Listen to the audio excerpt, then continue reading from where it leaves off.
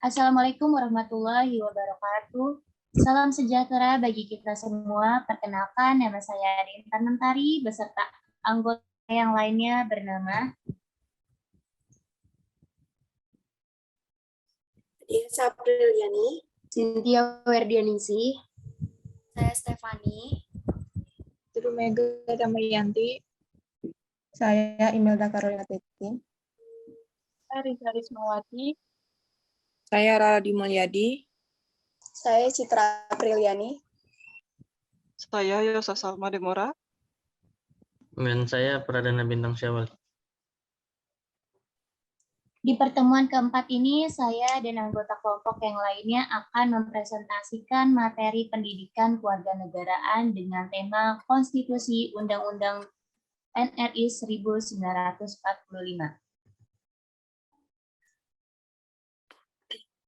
konsep dan urgensi Konstitusi Undang-Undang Dasar Negara Republik Indonesia 1945.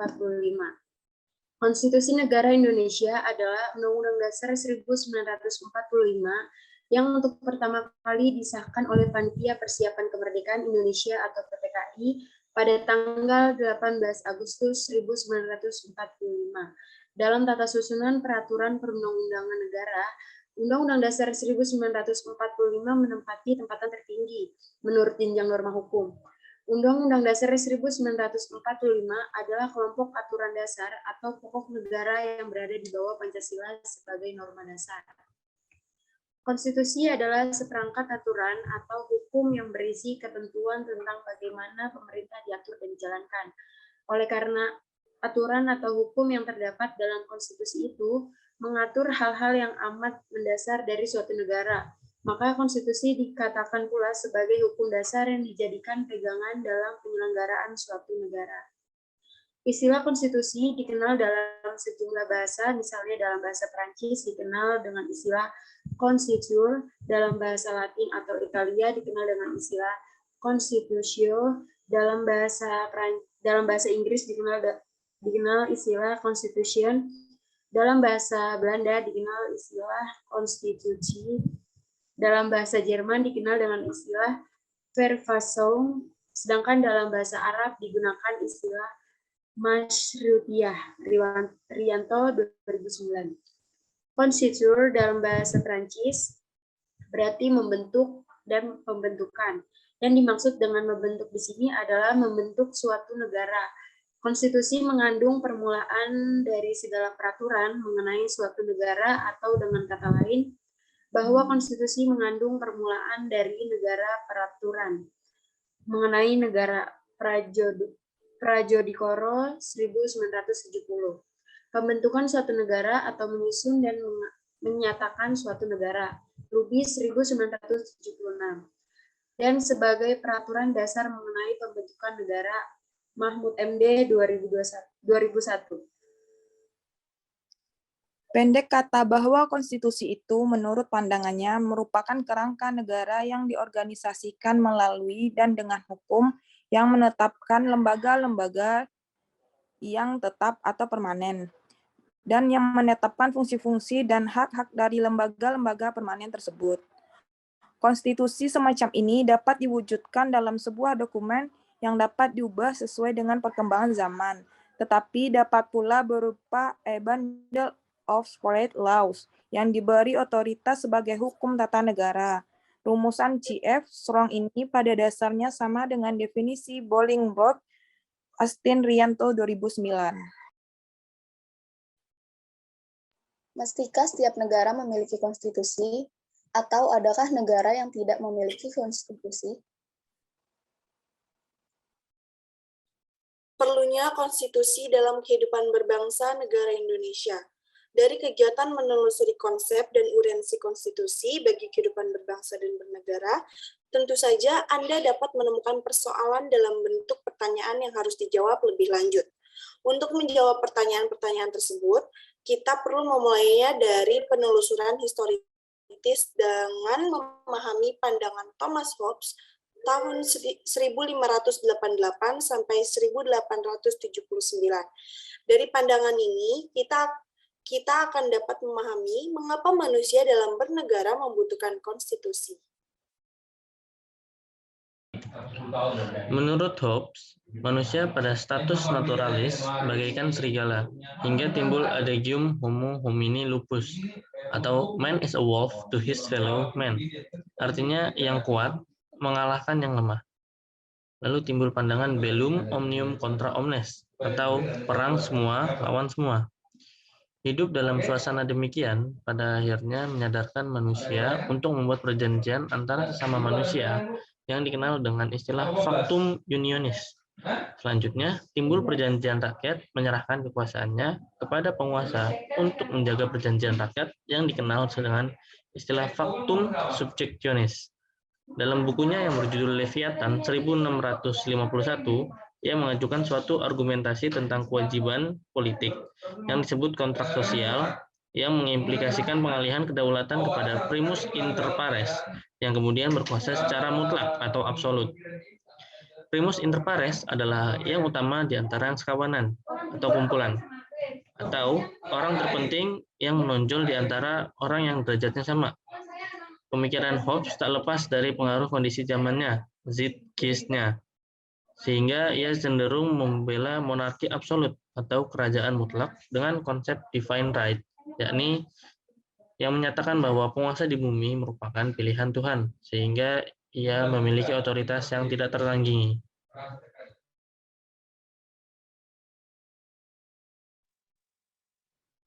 Kembali pada pertanyaan mengapa diperlukan konstitusi dalam kehidupan berbangsa negara, jawaban terpenting atas pertanyaan tersebut adalah agar dapat membatasi kekuasaan pemerintah atau penguasa negara.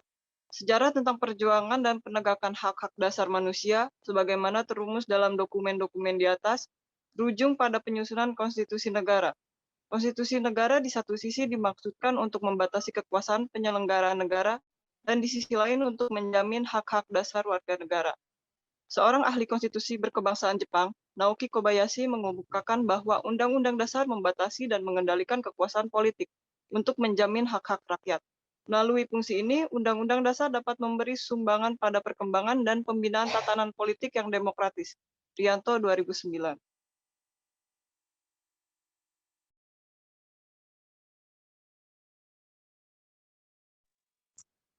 Berikut adalah aturan dasar yang terdapat dalam Undang-Undang Dasar Negara Republik Indonesia 1945.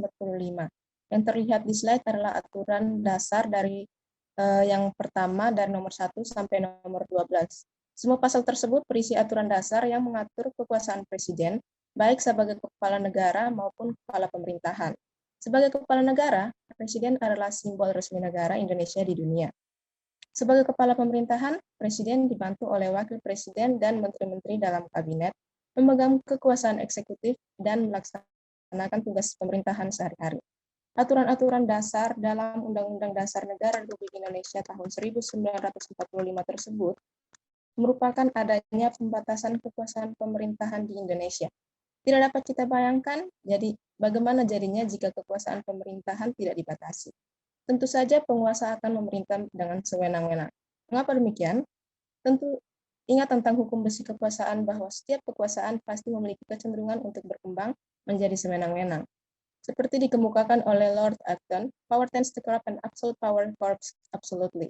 Inilah alasan mengapa diperlukan konstitusi dalam kehidupan berbangsa negara Indonesia, yakni untuk membatasi kekuasaan pemerintah agar tidak memerintah dengan sewenang-wenang. Ada dua macam pengertian tentang konstitusi, yaitu konstitusi dalam arti sempit dan konstitusi dalam arti luas. Dalam arti sempit, konstitusi merupakan suatu dokumen atau seperangkat dokumen yang berisi aturan-aturan dasar untuk menyelenggarakan negara. Maka kerajaan Inggris tidak memiliki konstitusi yang termuat dalam satu dokumen tunggal. Inggris tidak memiliki dokumen single konstitusional.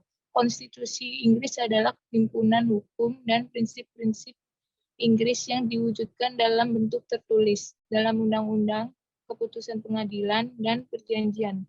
Konstitusi Inggris juga memiliki sumber tidak tertulis lainnya, termasuk parlemen, konvensi konstitusional, dan hak istimewa kerajaan.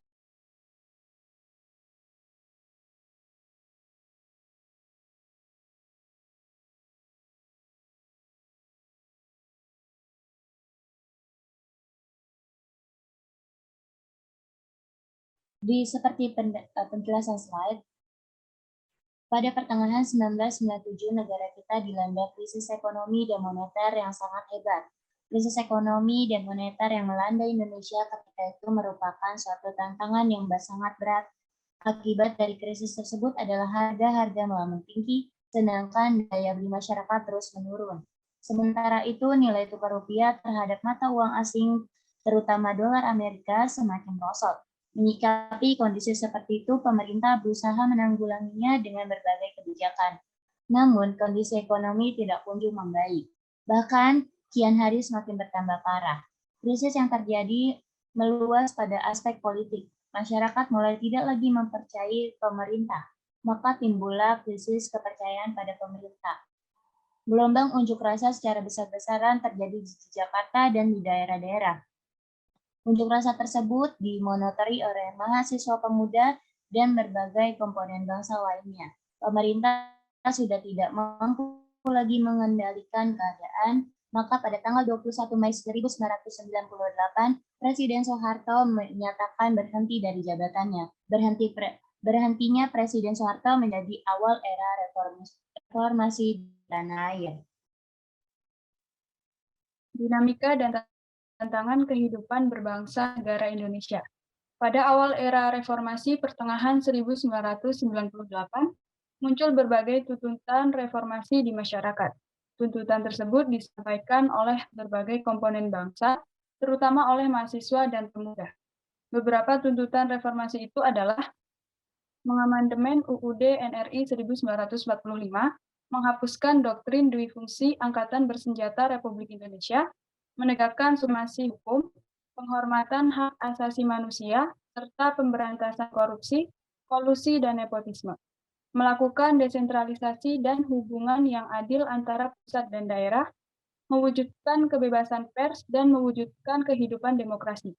Pertanyaannya adalah, berapa kalikah perubahan UUD NRI 1945 dan pada tahun berapakah disahkan dan dianggap sudah tuntas. Sampai saat ini perubahan yang dilakukan terhadap UUD NRI 1945 sebanyak 4 kali, yakni pada tahun 1999, tahun 2000, tahun 2001, dan tahun 2002. Selanjutnya terdapat kehidupan berbangsa negara Indonesia. Seperti yang telah dikemukakan sebelumnya, asal kata konstitusi dalam bahasa Prancis adalah constituer, yang berarti membentuk atau pembentukan.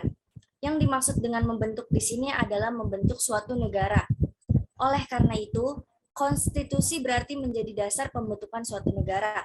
Dengan demikian, dapat dikatakan tanpa konstitusi, negara tidak mungkin terbentuk. Konstitusi menempati posisi yang sangat krusial dalam kehidupan ketatanegaraan suatu negara. Dalam negara modern, penyelenggaraan kekuasaan negara dilakukan berdasarkan hukum dasar atau konstitusi. Dengan demikian, konstitusi mempunyai kedudukan atau derajat supremasi dalam suatu negara. Nah, yang dimaksud dengan supremasi konstitusi adalah konstitusi mempunyai kedudukan tertinggi dalam tertib hukum suatu negara. Sebelum saya dan anggota kelompok saya yang lain mengakhiri presentasi ini, saya akan membuka sesi pertanyaan yang berada di My Desk. Sekian presentasi dari... Ulang. 3, 2, 1. Sebelum saya dan anggota kelompok yang lain mengakhiri presentasi ini, saya akan membuka sesi pertanyaan yang bisa teman-teman tanyakan langsung di forum diskusi yang berada di My Desk. Sekian presentasi dari kami. Apabila ada kurangnya mohon maaf dan bila ada lebihnya mohon dikembalikan. Wassalamualaikum warahmatullahi wabarakatuh.